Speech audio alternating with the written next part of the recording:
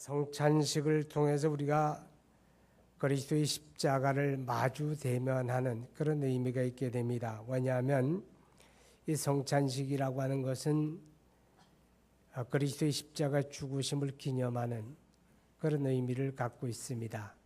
다시 말해서 우리의 죄사함을 위하여 예수님이 십자가에 피 흘려 죽으신 것을 우리가 되새김질하는 것입니다. 그러니까 성찬에 참여하는 시간 우리는 예수의 십자가를 대면하는 그런 시간이 되어집니다. 자, 여러분 기억해야 할 것은 우리가 예수님의 십자가를 대면하면서 우리가 그 십자가 앞에서 우리 거룩한 삶을 한번 다짐해보는 이것이 바로 성찬식이 갖는 중요한 의미가 아니겠는가라는 생각을 해보게 됩니다. 우리가 주님의 십자가를 대면하면서 마음에 가져야 될 그런 다짐, 그런 결심이 있다고 한다면 무엇일까 하는 것입니다. 여러 가지 다양한 다짐과 결심이 필요하겠지만 그 중에 하나는 우리가 죄를 더불어 싸우고 이제는 죄를 이겨야 되겠다라고 하는 마음의 다짐과 결심을 가져볼 필요가 있습니다. 왜 그런가 하면 예수님이 십자가에 죽으신 것이 무엇 때문입니까? 그에게 죄가 있어서입니까? 그가 무엇을 잘못해서입니까? 그렇지 않다고 하는 걸 우리가 알고 있습니다.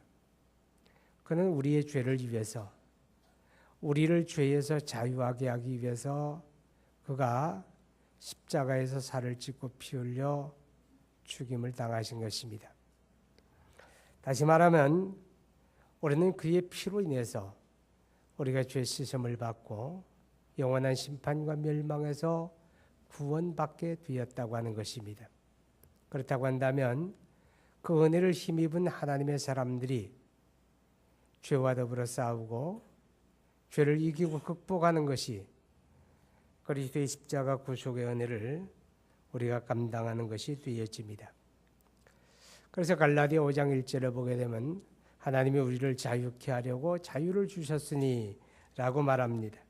그러면서 믿음의 굳건히 서서 다시는 종의 멍에를 매지 말라. 이 말씀은 하나님이 우리를 죄에서 자유하게 하셨다고 하는 것입니다. 그리스도를 통해서 이제 그 자유를 경험한 하나님의 사람들이 또다시 죄에 뒹굴고 그 자유를 가지고 죄 짓는 기회를 삼고 그래서는 안 된다 그 말입니다.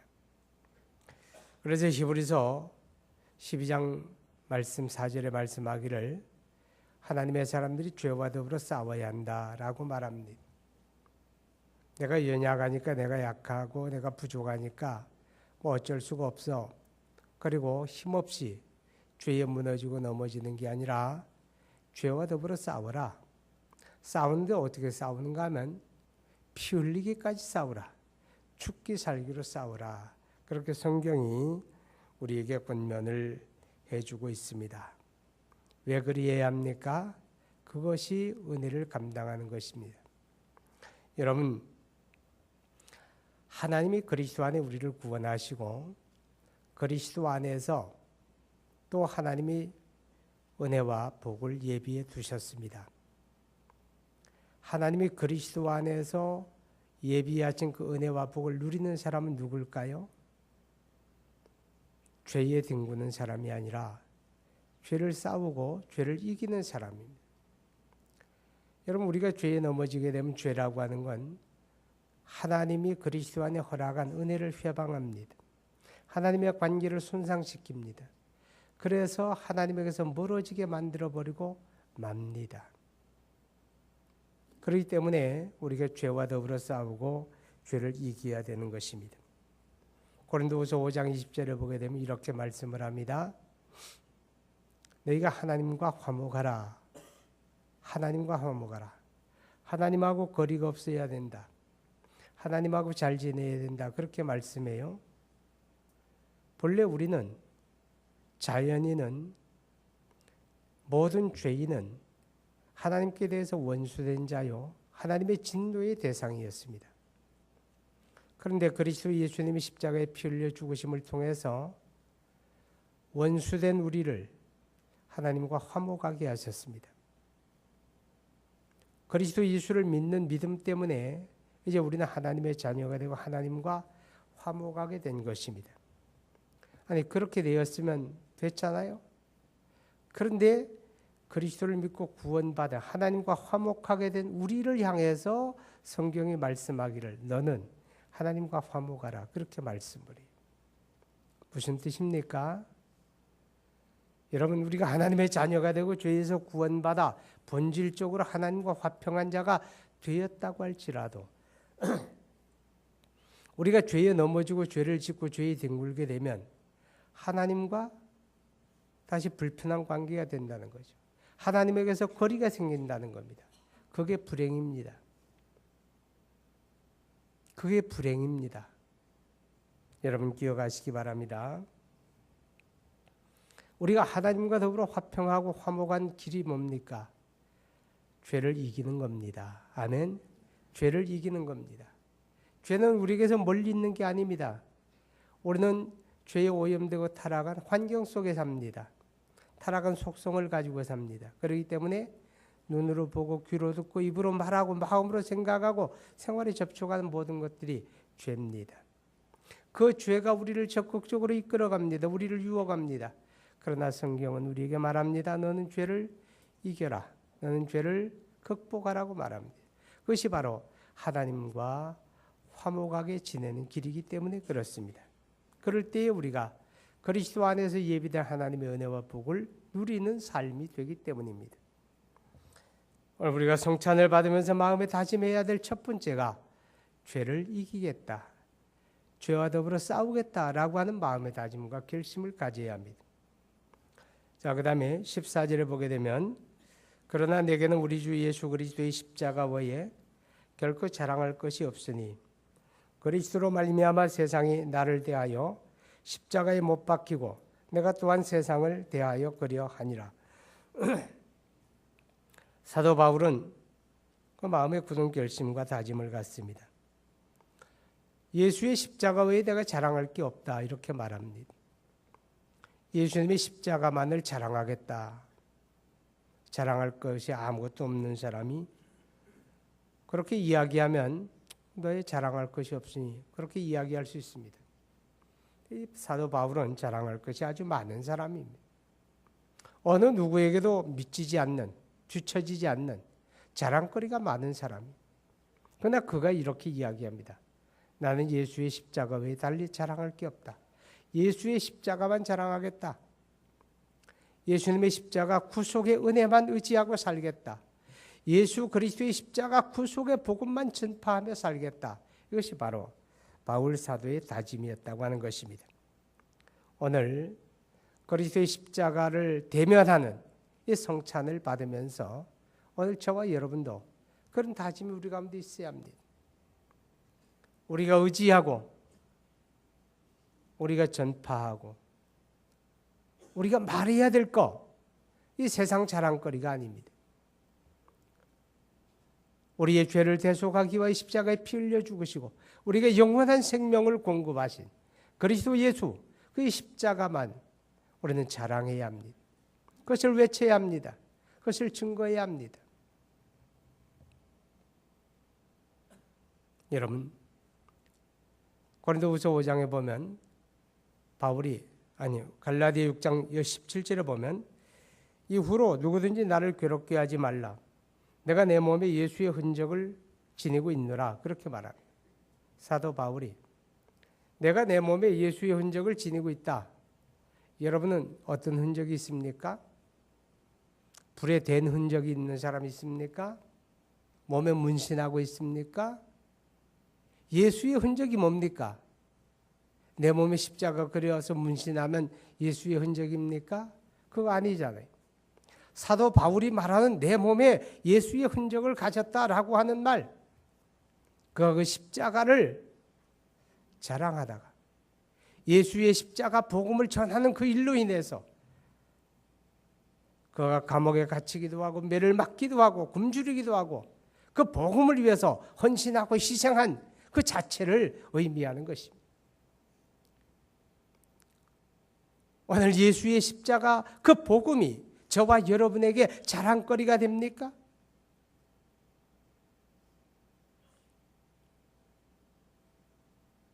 우리가 예수의 십자가 구속의 은혜로 말미암아 구원받음이 분명하다면 그것은 바울만 아니라 여기 있는 여러분도 저도 마찬가지로 그 예수의 십자가만이 우리의 자랑거리가 되어져야 한다 하는 것입니다. 한 해를 지내오면서 아주 많은 사람들이 복음 전도를 위해 헌신하고 수고했고 또 많은 열매를 맺었습니다. 여러분 어떻습니까? 오늘 우리가 주님의 십자가 앞에 서게 됩니다. 예수의 십자가를 대면하면서 오늘 바울의 다짐처럼 나도 내 삶에서 예수의 십자가만을 내가 자랑하며 살겠다. 그 십자가 복음을 전하며 살겠다. 이런 다짐, 이런 각오 우리에게 있어야 합니다. 그럴 수 있기를 바랍니다. 우리가 입술로 예수 믿는 것은 받은 증거 많다라고 노래할지라도 나의 삶 속에서 예수의 십자가가 자랑스럽지 못하다면 우리가 십자가 은혜를 받은 사람이 아닐 수도 있다 하는 것입니다.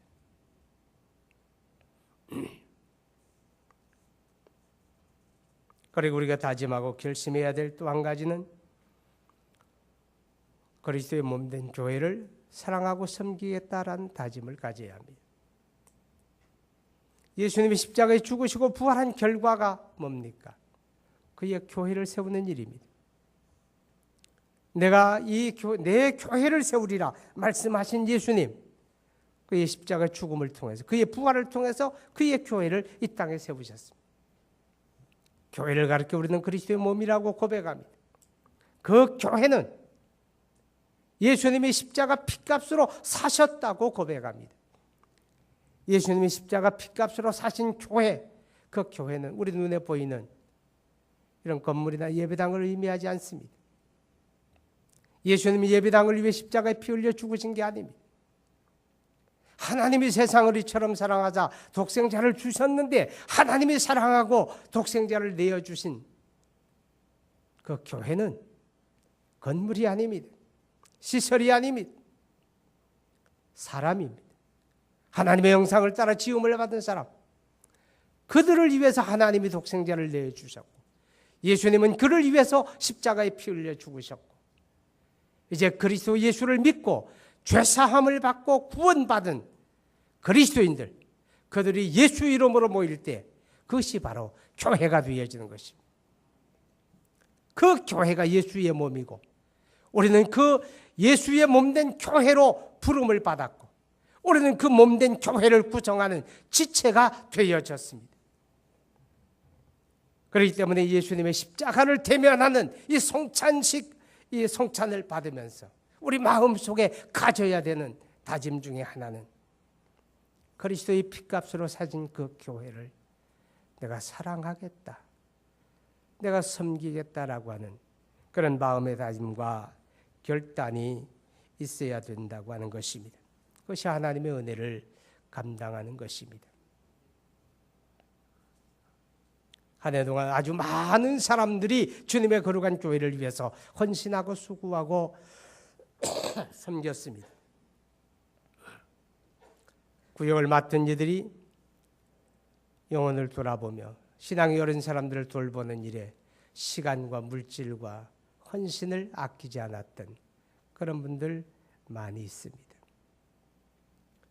주일이면 이른 아침부터 교회에 나와서 어린아이들을 가르치기 위해서 헌신하고 수고하는 그런 교사들도 있습니다. 보이지 아니하게 은밀한 가운데서 어렵사리 살아가는 교우들에게 나누고 베풀고 그들을 격려하고 위로하는 일을 감당해온 그런 손길들 아주 많습니다. 아주 많습니다. 지난 한 주간은 우리 교우들이 김장철 때문에 김장하느라고 새벽 기도도 잘 안 모이고 밤 모임도 잘 안 되고 그랬어요. 힘들죠? 이해가 갑니다. 무쇠 같은 그런 강철 인간이 아닌 이상 힘들면 못 오게 되죠. 그런데 김장을 해가지고요, 내 가족이 먹을 김장을 해가지고, 근데 자기만을 위해서 하지 않더라고. 거기다 또 몇 포기 더해서 김장을 할 수 없는 그런 이제 홀로 사시는 어르신들, 그런 분들에게 예쁜 통에 담아가지고 가져다 주고 위로하는 그런 분을 보았습니다. 왜 그런 분들이 한둘이겠습니까? 아마 여러분도 마음은 다 똑같을 거예요. 나도 그렇게 살아야지. 그러나 마음에만 머물러서는 안 됩니다. 실천이 필요한 것입니다. 우리가 예수 믿는 믿음을 가지면서 오로지 자기밖에 모르는 그런 이기적이고 자기중심적인 그런 생각 속에 산다면 어쩜 우리는 예수 믿는 사람이 아닐지도 모릅니다.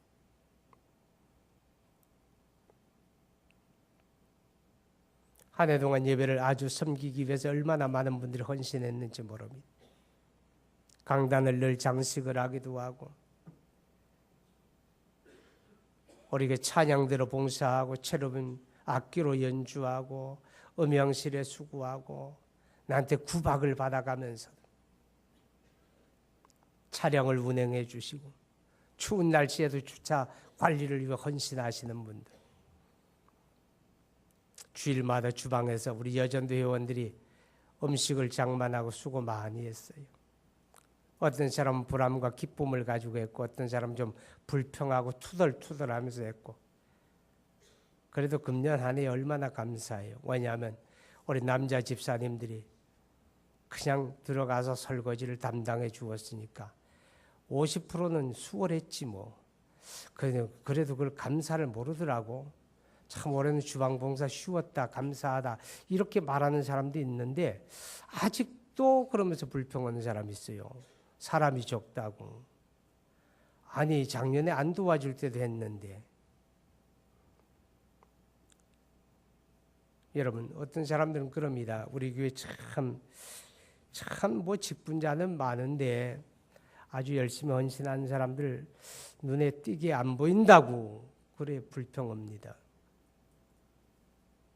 여러분 그렇지가 않아요. 단편적으로 내 주변에 한두 사람만 보니 그런 거예요. 내 눈에 들어오는 한두 사람만 보니까 그 사람들이 별로 헌신도 안 하고 놀고 먹는 것 같지 아니에요. 제가 볼 때는 얼마나 많은 사람들이 자기 자리에서 묵묵히 헌신하며 수고하는지 모릅니다. 왜 그분들만이겠습니까? 사랑하는 여러분, 이제 우리가 이렇게 주님의 십자가를 대면하는 성찬식에서 우리 마음에 다짐해야 합니다. 그가 피 흘려 세우신 그의 교회를 내가 사랑하고 섬기겠다고 오늘 저와 여러분에게 그런 다짐이 있기를 바랍니다. 눈에 보이는 어떤 봉사만이 그런 건 아닙니다. 예배 때 우리가 드리는 헌금도 다 똑같은 헌신입니다. 교회 사랑하는 것. 우리가 따뜻한 말 한마디, 친절한 말 한마디도 그리스도의 교회를 사랑하고 섬기는 일이라고 하는 사실 우리가 기억할 수 있기 바랍니다. 힘들고 어렵게 살아가는 교우들 만날 때 등 한 번이라도 두드려주면서 힘내세요. 내가 당신 위해 기도합니다. 이 말 한마디라도 그들에게는 얼마나 위로가 되고 용기가 되는지 모릅니다. 우리가 예수의 한 피바다 한 몸이로 형제 자매를 고백하면서도 너는 너고 나는 나고 봐도 인사도 하지 아니하고 못 본 척하고, 아니 새벽에는 인사 안 하는 거 이해가 가요. 새벽에는 대개 다 우리 여성 교우들이 나를 보면 다 외면하더라고. 이렇게 외면하나? 대개 다 외면해요. 처음에는 내가 몰라 서운했어요. 이젠 이해가 가요.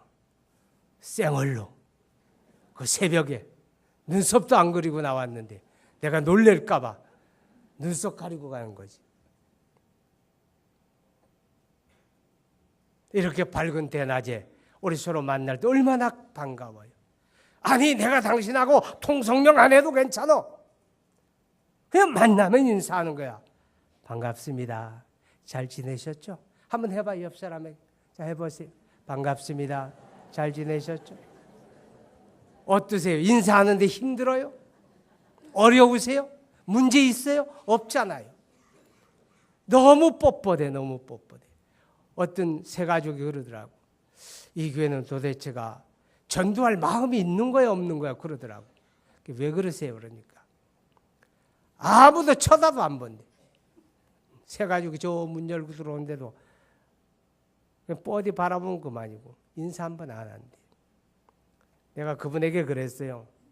당신들이 만날 때 그 사람들이 참 멋없죠? 근데요, 나도 그들 만날 때 그래요. 멋이 없어요. 세상에 나보고도 인사하네요. 아니 그래요? 그러더라고. 다 그런 건 아니지만 그분 심정 사나울까 봐 제가 그렇게 거들어 드린 거예요. 친절한 말 한마디가 그리스도의 몸된 교회를 섬기는 거예요. 사랑하는 겁니다. 오늘 성찬을 받으면서 저와 여러분의 그런 마음에 다짐과 결심이 있기를 바랍니다. 우리는 약합니다. 우리는 부족합니다. 그래서 우리는요, 어금니 꽉 깨물고 결심하고 또 결심해도 그 결심 무너집니다. 작심삼일이 되는 일 너무 많습니다. 그래도 우리는 결심해야 됩니다. 그래도 또 다시 다짐해야 합니다. 오늘 저와 여러분의 마음속에 선한 다짐과 결심을 가질 때 하나님이 감당하게 붙들어 준다는 것을 아십니까? 나는 약해도 하나님이 붙들어 주시면 감당하는 겁니다. 다니엘이 바벨론 제국의 포로로 끌려가서 왕의 신하들을 양육하는 사관학교 입학합니다. 특권이잖아요. 그런데 그가 그 친구들과 더불어 이렇게 마음에 다짐합니다. 내가 왕이 내린 음식으로 나를 더럽히지 않겠다. 왕이 내리는 음식은 깨끗하지가 않은 게 아니라 율법의 저촉에 두여지는 것들이 많기 때문에 그래서 마음의 결심 가집니다. 못된 결심입니다. 무모한 결심입니다. 왕을 능멸했다고 죽을 수도 있습니다. 그러나 하나님이 붙들어 주었습니다. 하나님이 그들을 돌아보는 환관장에게 긍휼히 여기는 마음을 주었습니다. 감당하게 하셨습니다. 다니엘의 결심만 붙들어 주는 게 아니라 오늘 저와 여러분이 예수의 십자가를 대면하며 그 앞에서 그리스도의 몸된 교회 사랑하고 섬기겠다고, 예수의 십자가 자랑하며 살겠다고, 죄를 싸워 이기며 살겠다고 결심할 때 감당하도록 붙들어 줄 줄로 믿으시기 바랍니다. 우리 함께 기도합니다. 예수의 십자가를 대면하는 성찬에서 하나님, 나 이런 결심 가집니다. 감당하게 도와주세요. 우리 한 음성으로 기도합시다. 거룩하신 아버지 하나님, 우리 하나님의 은혜와 사랑 감사합니다.